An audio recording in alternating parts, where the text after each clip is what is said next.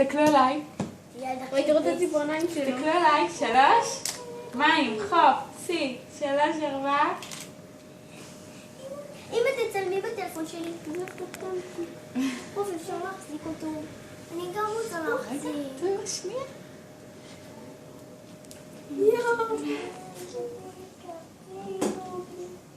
אפשר אותו, תורי. לא מזמן כבר. מותר להוריד לו את הראש ככה? על זה? חופי, תעביר בבקשה למים, תודה חמוד.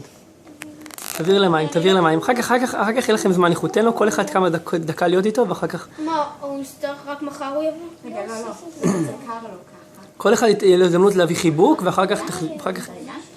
ונראה אותו אליי, תביא, נראה אותו. הנה, חופי תזיז טיפונת.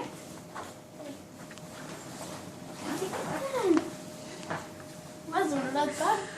הוא נולד יותר קטן ממים. אמא, יש לו פצע בראש. מה זה? גם אתה רוצה? כן. רגע. אתה תחזיק אותו? אמא, מה זה? אמא, יש לו כאן פצע עם דם. תמיד כזה.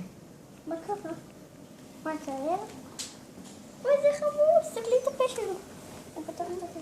הוא פצע חמוד. למה הוא לא פותח עיניים? יש לו רך כזה. שמפו שווה. מישהו... אתה גם רוצה סיקוי? הוא כזה קטן. אני רוצה תפוח, יש לכם פה? אתה כבר רעב, סי? אתה רעב תמיד. למה יש פה? אמא, מה זה? לא כדאי לך.